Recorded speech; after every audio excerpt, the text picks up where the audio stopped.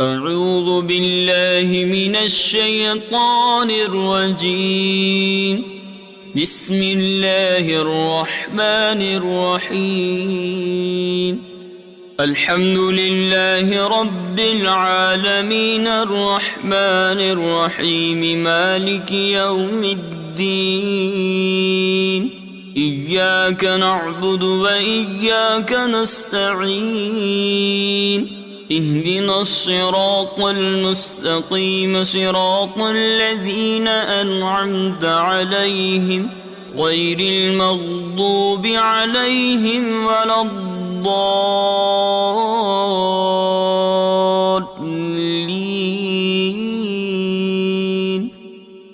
بسم الله الرحمن الرحيم. ألف لام ميم. ذلك الكتاب لا ريب فيه هدى للمتقين الذين يؤمنون بالغيب ويقيمون الصلاة ومما رزقناهم ينفقون والذين يؤمنون بما أنزل إليك وما أنزل من قبلك وبالآخرة هم يوقنون. أولئك على هدى من ربهم وأولئك هم المفلحون. إن الذين كفروا سواء عليهم أأنذرتهم أم لم تنذرهم لا يؤمنون. ختم الله على قلوبهم وعلى سمعهم وعلى أبصارهم غشاوة ولهم عذاب عظيم. ومن الناس من يقول آمنا بالله وباليوم الآخر وما هم بمؤمنين. يخادعون الله والذين آمنوا وما يخدعون إلا أنفسهم وما يشعرون. في قلوبهم مرض فزادهم الله مرضا ولهم عذاب أليم بما كانوا يكذبون. وإذا قيل لهم لا تفسدوا في الأرض قالوا إنما نحن مصلحون. ألا إنهم هم المفسدون ولكن لا يشعرون. وإذا قيل لهم آمنوا كما آمن الناس قالوا أنؤمن كما آمن السفهاء. ألا إنهم هم السفهاء ولكن لا يعلمون. وإذا لقوا الذين آمنوا قالوا آمنا وإذا خلوا إلى شياطينهم قالوا إنا معكم إنما نحن مستهزئون. الله يستهزئ بهم ويمدهم في طغيانهم يعمهون. أولئك الذين اشتروا الضلالة بالهدى فما ربحت تجارتهم وما كانوا مهتدين. مثلهم كمثل الذي استوقد نارا فلما أضاءت ما حوله ذهب الله بنورهم ذهب الله بنورهم وتركهم في ظلمات لا يبصرون صم بكم عمي فهم لا يرجعون أو كصيب من السماء فيه ظلمات ورعد وبرق يجعلون أصابعهم في آذانهم من الصواعق حذر الموت والله محيط بالكافرين يكاد البرق يخطف أبصارهم كلما أضاء لهم مشوا فيه وإذا أظلم عليهم قاموا ولو شاء الله لذهب بسمعهم وأبصارهم إن الله على كل شيء قدير يا أيها الناس اعبدوا ربكم الذي خلقكم والذين من قبلكم لعلكم تتقون الذي جعل لكم الأرض فراشا والسماء بناء وأنزل من السماء ماء فأخرج به من الثمرات رزقا لكم فلا تجعلوا لله أندادا وأنتم تعلمون وإن كنتم في ريب مما نزلنا على عبدنا فأتوا بسورة من مثله وادعوا شهداءكم من دون الله إن كنتم صادقين فإن لم تفعلوا ولن تفعلوا فاتقوا النار التي وقودها الناس والحجارة أعدت للكافرين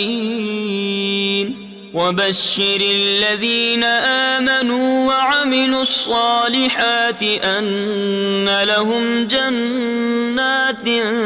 تجري من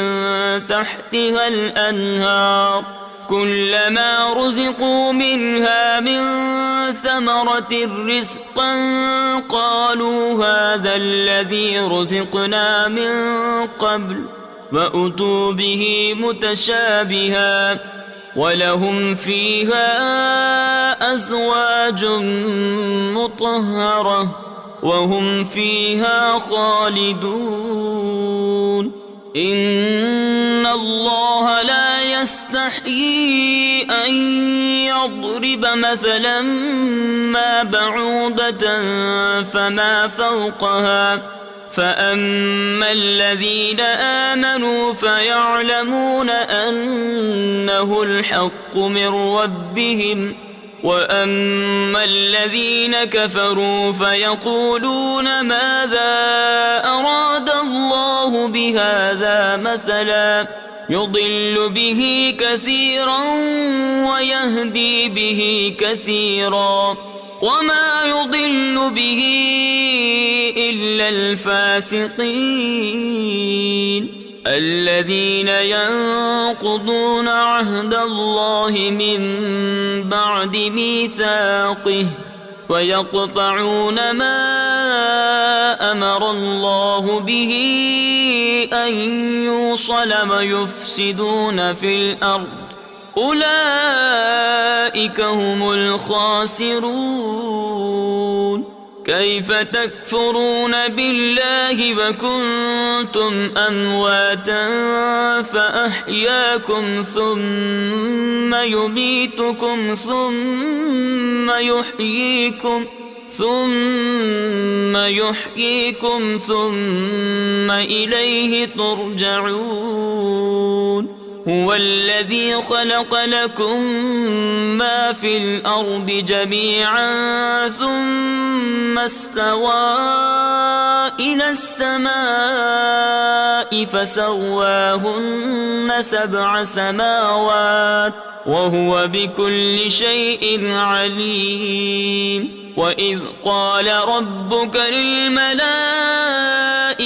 إني جاعل في الأرض خليفة قالوا أتجعل فيها من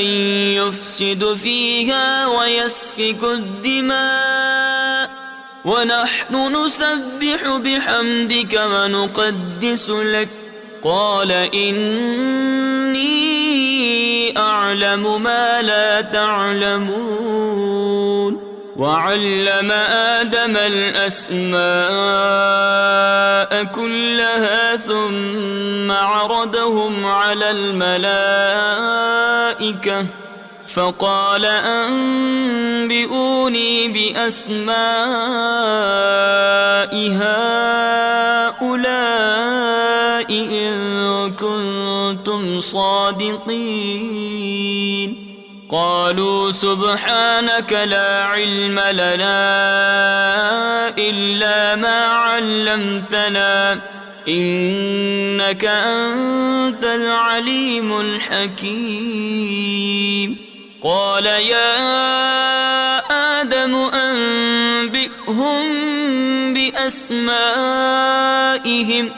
فلما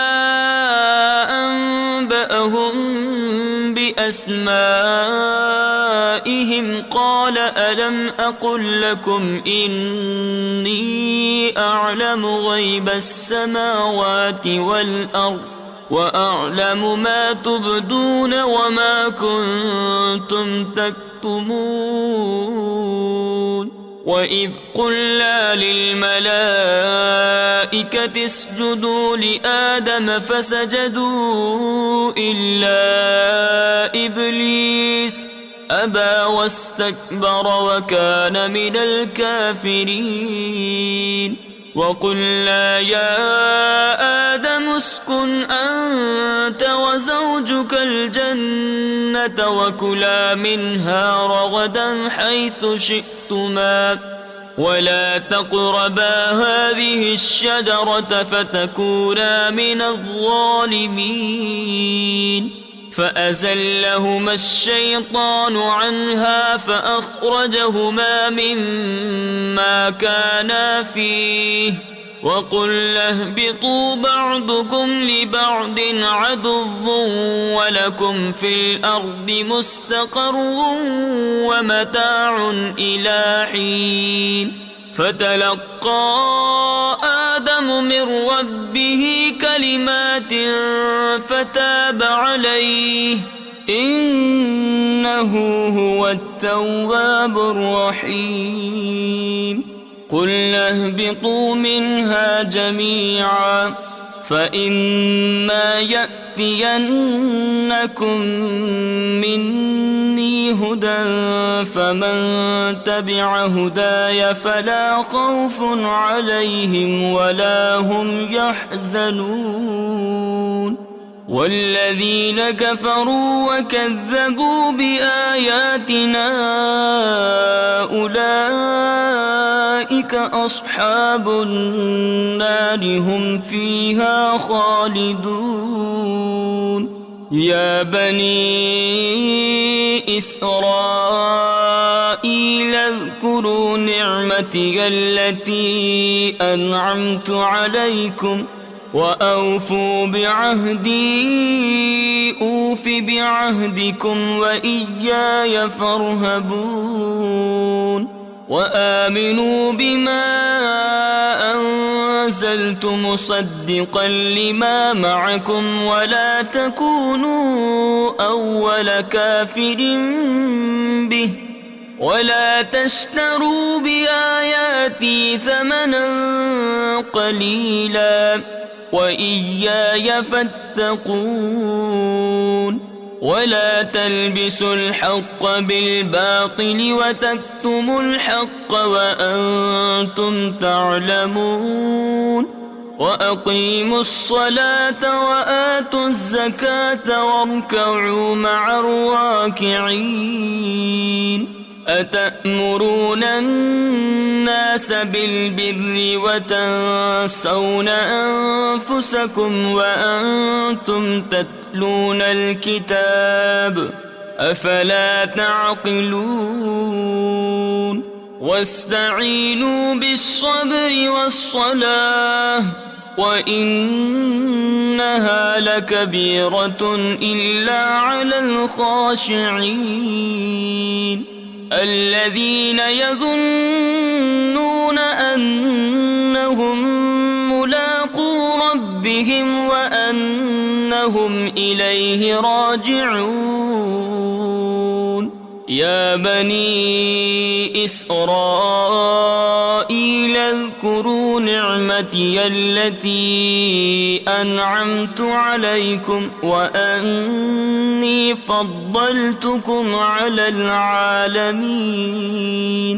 واتقوا يوما لا تجزي نفس عن نفس شيئا ولا يقبل منها شفاعة ولا يؤخذ منها عدل ولا هم ينصرون وإذ نجيناكم من آل فرعون يسومونكم سوء العذاب يذبحون أبناءكم ويستحيون نساءكم وفي ذلكم بلاء من ربكم عظيم وإذ فرقنا بكم البحر فأنجيناكم وأغرقنا آل فرعون وأنتم تنظرون وإذ واعدنا موسى 40 ليلة ثم اتخذتم العجل من بعده وأنتم ظالمون ثم عفونا عنكم من بعد ذلك لعلكم تشكرون وإذ آتينا موسى الكتاب والفرقان لعلكم تهتدون وإذ قال موسى لقومه يا قوم إنكم ظلمتم أنفسكم باتخاذكم العجل فتوبوا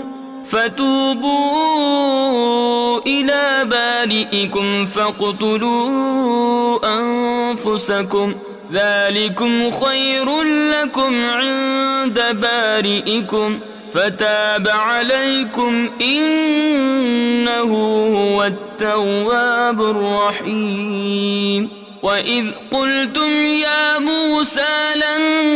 نؤمن لك حتى نرى الله جهرة فأخذتكم الصاعقة وأنتم تنظرون ثم بعثناكم من بعد موتكم لعلكم تشكرون وظللنا عليكم الغمام وأنزلنا عليكم المن والسلوى كلوا من طيبات ما رزقناكم وما ظلمونا ولكن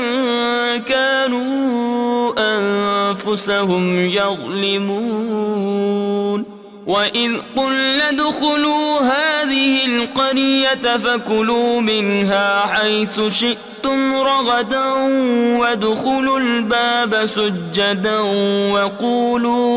وادخلوا الباب سجدا وقولوا حطة نغفر لكم خطاياكم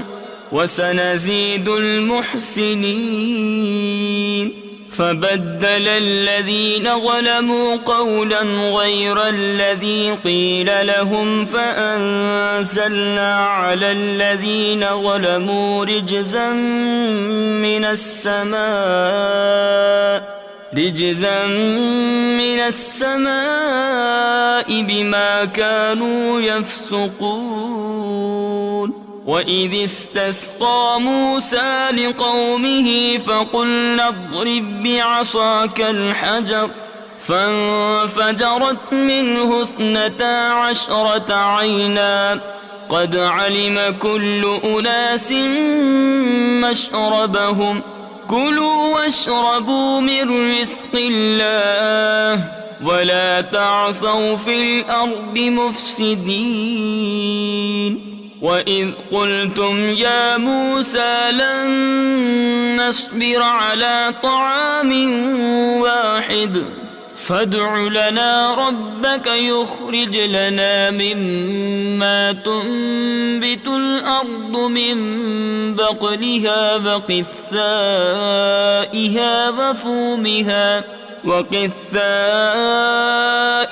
وفومها وعدسها وبصلها قال أتستبدلون الذي هو أدنى بالذي هو خير اهبطوا مصرا فإن لكم ما سألتم وضربت عليهم الذلة والمسكنة وباءوا بغضب من الله ذلك بأنهم كانوا يكفرون بآيات الله ويقتلون النبيين بغير الحق ذلك بما عصوا وكانوا يعتدون. إن الذين آمنوا والذين هادوا والنصارى والصابئين من آمن بالله واليوم الآخر وعمل صالحا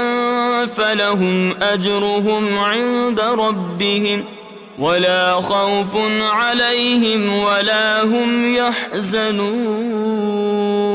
وإذ أخذنا ميثاقكم ورفعنا فوقكم الطور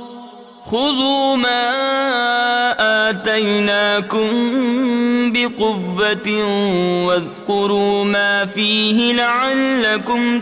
تتقون. ثم توليتم من بعد ذلك فلولا فضل الله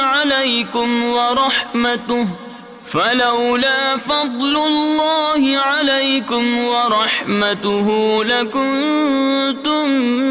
من الخاسرين. ولقد علمتم الذين اعتدوا منكم في السبت فقلنا لهم كونوا قردة خاسئين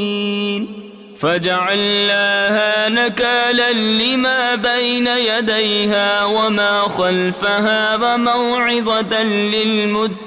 للمتقين. وإذ قال موسى لقومه إن الله يأمركم أن تذبحوا بقرة قالوا أتتخذنا هزوا قال أعوذ بالله أن أكون من الجاهلين.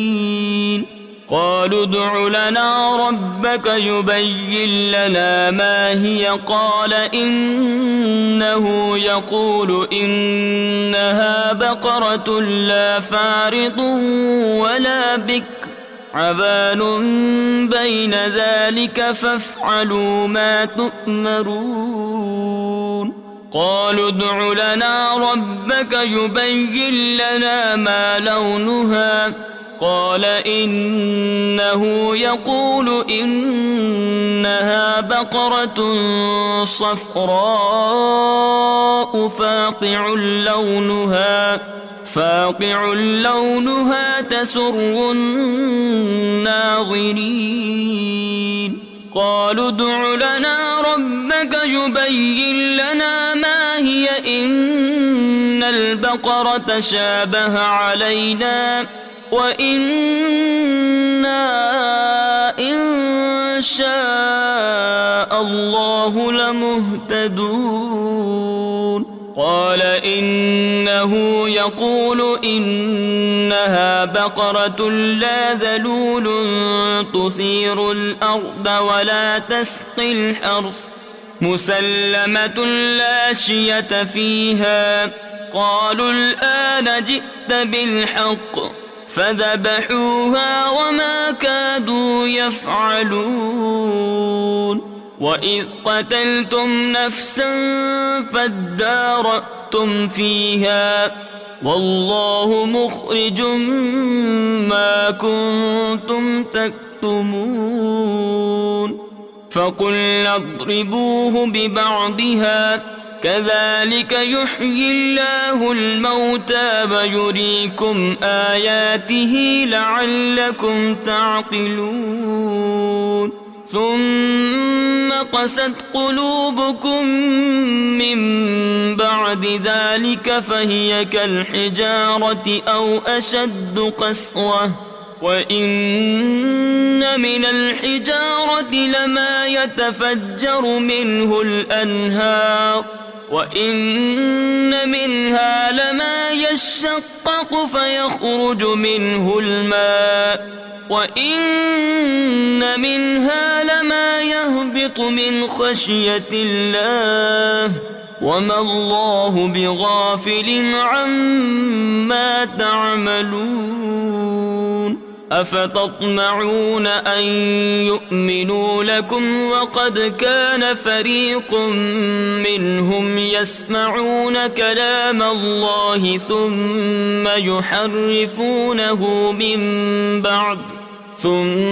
يحرفونه من بعد ما عقلوه وهم يعلمون وإذا لقوا الذين آمنوا قالوا آمنا وإذا خلا بعضهم إلى بعض قالوا أتحدثونهم بما فتح الله عليكم ليحاجوكم به عند ربكم أفلا تعقلون أولا يعلمون أن الله يعلم ما يسرون وما يعلنون ومنهم أميون لا يعلمون الكتاب إلا أماني وإن هم إلا يظنون فويل للذين يكتبون الكتاب بأيديهم ثم يقولون هذا من عند الله ليشتروا به ثمنا قليلا فويل لهم مما كتبت أيديهم وويل لهم مما يكسبون وقالوا لن تمسنا النار إلا أياما معدودة قل أتخذتم عند الله عهدا فلن يخلف الله عهده أم تقولون على الله ما لا تعلمون بلى من كسب سيئة وأحاطت به خطيئته فأولئك أصحاب النار هم فيها خالدون والذين آمنوا وعملوا الصالحات أولئك أصحاب الجنة هم فيها خالدون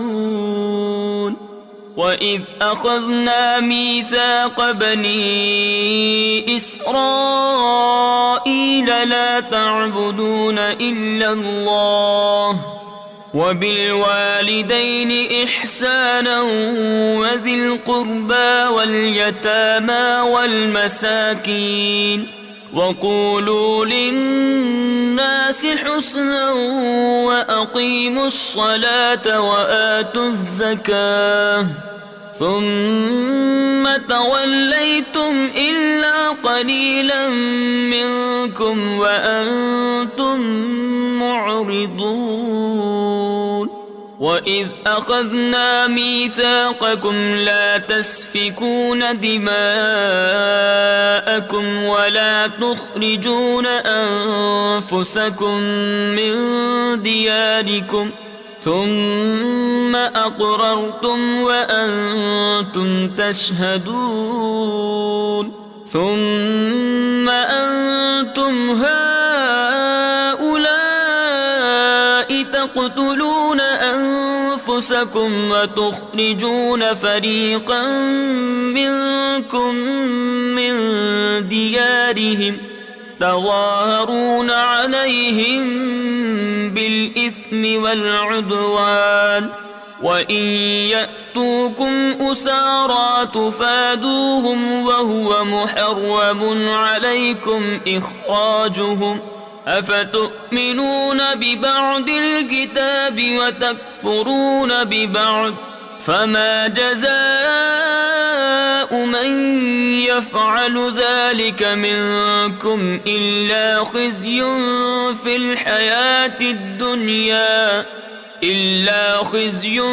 في الحياة الدنيا ويوم القيامة يردون إلى أشد العذاب وما الله بغافل عما تعملون أولئك الذين اشتروا الحياة الدنيا بالآخرة فلا يخفف عنهم العذاب ولا هم ينصرون ولقد آتينا موسى الكتاب وقفينا من بعده بالرسل وآتينا عيسى ابن مريم البينات وأيدناه بروح القدس أفكلما جاءكم رسول بما لا تهوى أنفسكم استكبرتم ففريقا كذبتم وفريقا تقتلون وقالوا قلوبنا غلف بل لعنهم الله بكفرهم فقليلا ما يؤمنون ولما جاءهم كتاب من عند الله مصدق لما معهم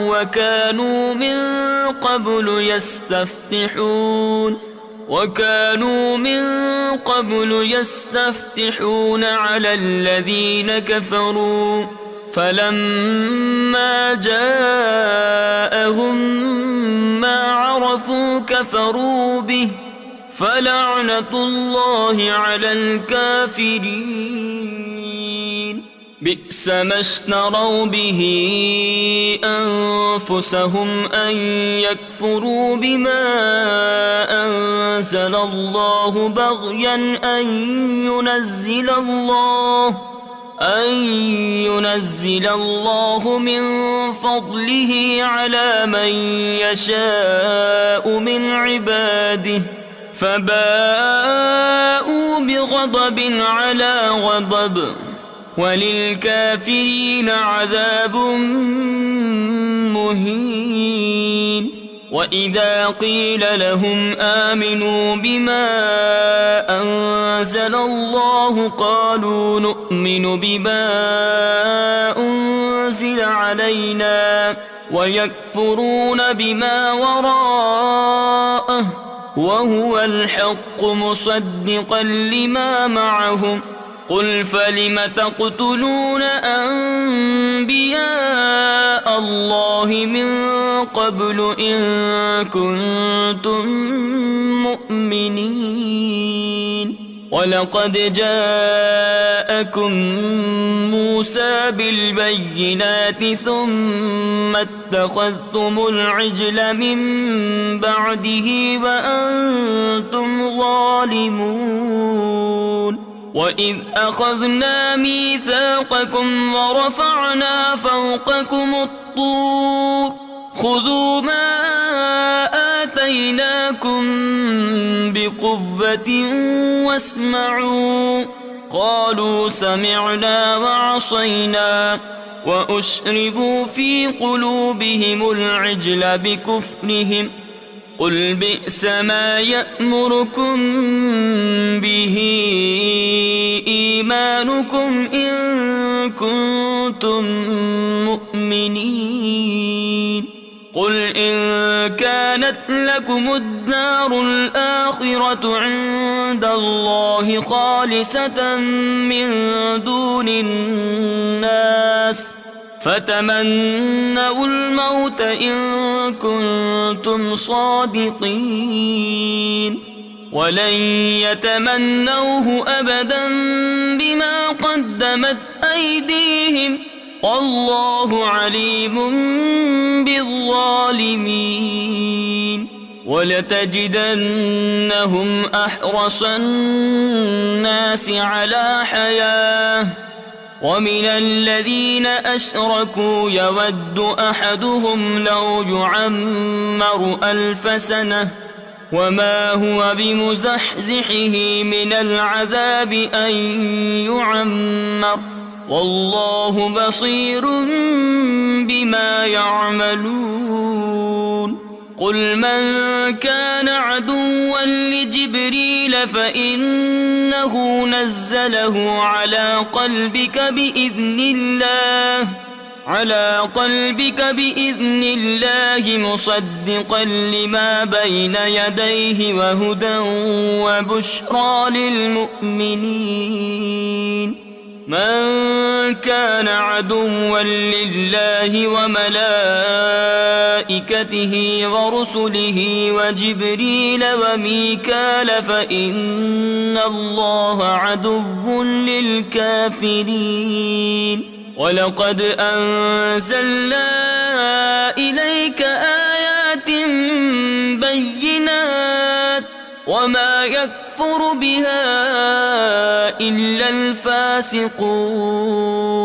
أو كلما عاهدوا عهدا نبذه فريق منهم بل أكثرهم لا يؤمنون ولما جاءهم رسول من عند الله مصدق لما معهم نبذ فريق من الذين أوتوا كتاب الله وراء ظهورهم كأنهم لا يعلمون واتبعوا ما تتلو الشياطين على ملك سليمان وما كفر سليمان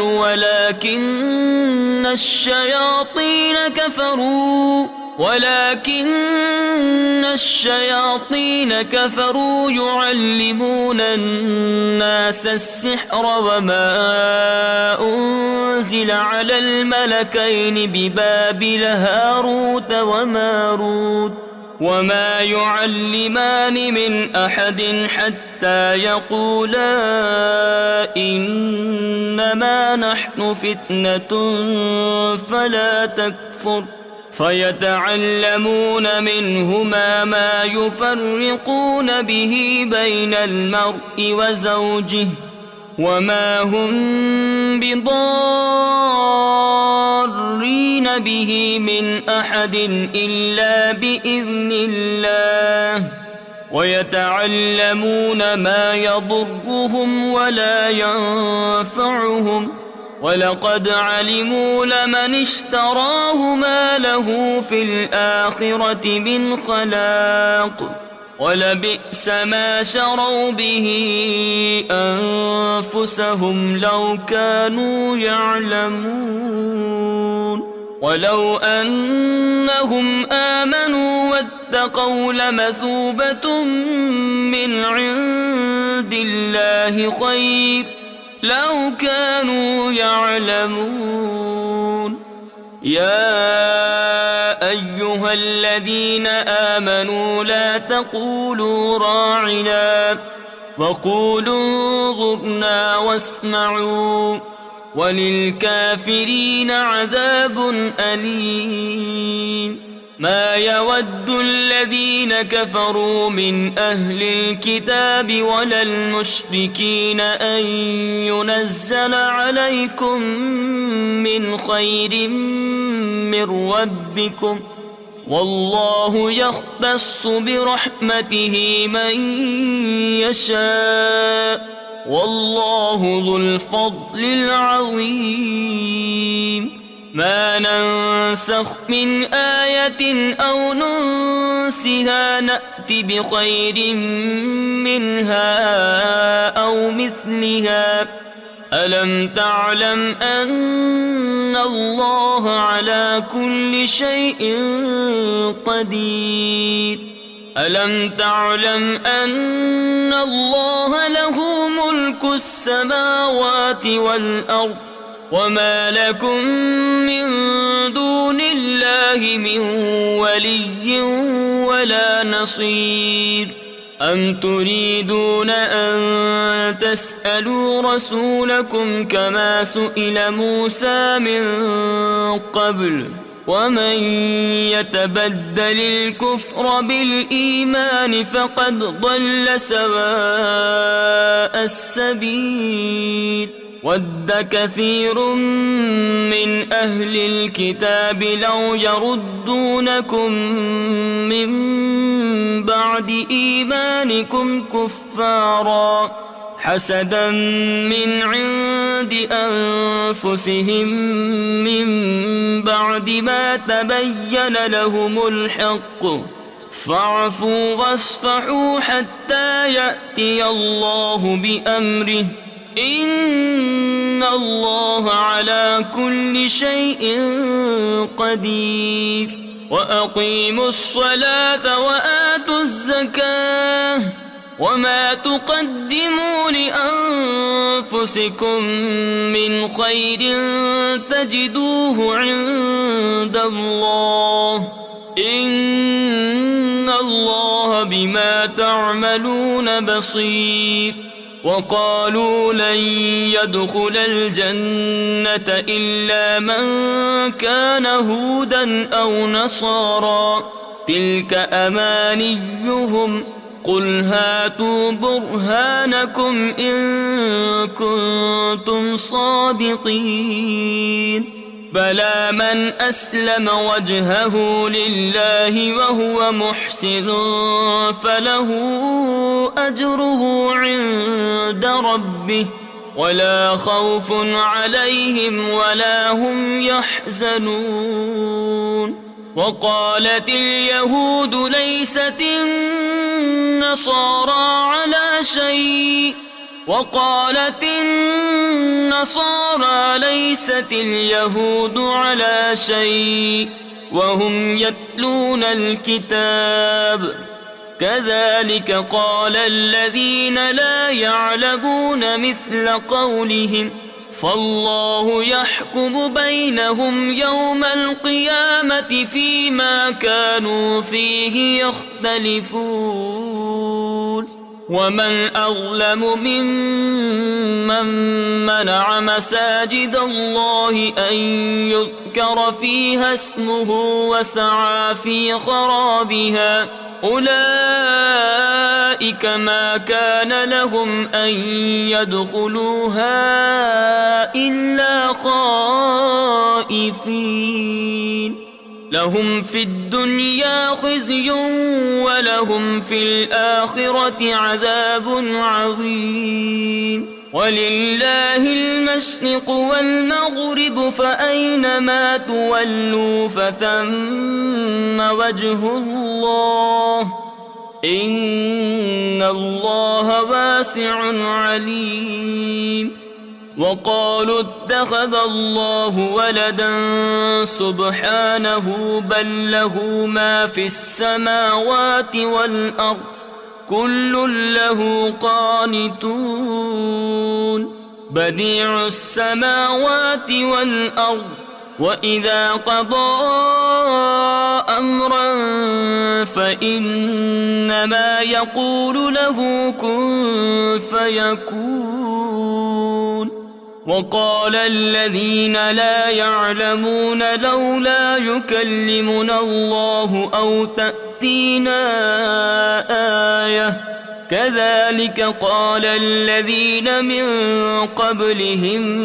مثل قولهم تشابهت قلوبهم قد بينا الآيات لقوم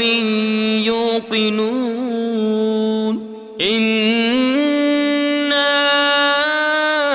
أرسلناك بالحق بشيرا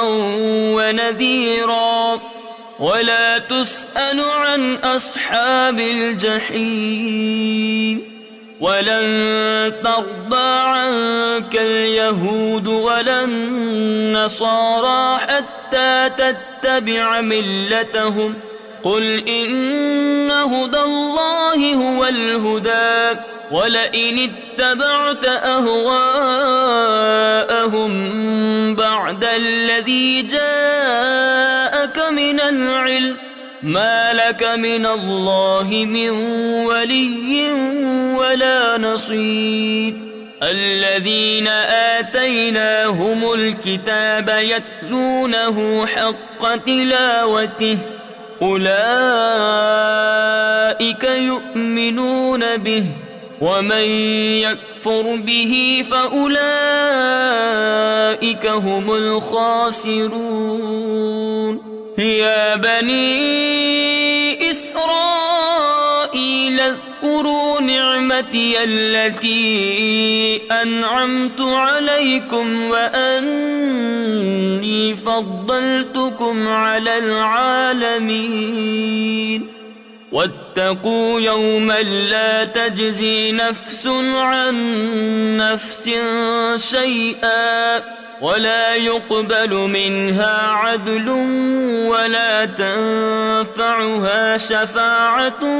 ولا هم ينصرون. وإذ ابتلى إبراهيم ربه بكلمات فأتمهن قال إني جاعلك للناس إماما قال ومن ذريتي قال لا ينال عهد الظالمين. وإذ جعلنا البيت مثابة للناس وأمنا واتخذوا من مقام إبراهيم مصلى وعهدنا إلى إبراهيم وإسماعيل أن طهرا بيتي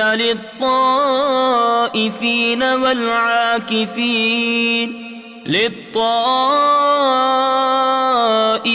والعاكفين والركع السجود. وإذ قال إبراهيم رب اجعل هذا بلدا آمنا وارزق أهله من الثمرات من آمن منهم بالله واليوم الآخر قال ومن كفر فأمتعه قليلا ثم أضطره إلى عذاب النار وبئس المصير. وإذ يرفع إبراهيم القواعد من البيت وإسماعيل ربنا تقبل منا إنك أنت السميع العليم ربنا واجعلنا مسلمين لك ومن ذريتنا أمة مسلمة لك وأرنا مناسكنا وتب علينا إنك أنت التواب الرحيم ربنا وابعث فيهم رسولا منهم يتلو عليهم آياتك ويعلمهم الكتاب والحكمة ويزكيهم إنك أنت العزيز الحكيم ومن يرغب عن ملة إبراهيم إلا من سفه نفسه ولقد اصطفيناه في الدنيا وإنه في الآخرة لمن الصالحين إذ قال له ربه أسلم قال أسلمت لرب العالمين ووصى بها إبراهيم بنيه ويعقوب يا بني إن الله اصطفى لكم الدين فلا تموتن إلا وأنتم مسلمون أم كنتم شهداء إذ حضر يعقوب الموت إذ قال لبنيه ما تعبدون من بعدي قالوا نعبد إلهك وإله آبائك إبراهيم وإسماعيل وإسحاق إلها واحدا ونحن له مسلمون تلك أمة قد خلت لها ما كسبت ولكم ما كسبتم ولا تسألون عما كانوا يعملون وقالوا كونوا هودا أو نصارى تهتدوا قل بل ملة إبراهيم حنيفا وما كان من المشركين قولوا آمنا بالله وما أنزل إلينا وما أنزل إلى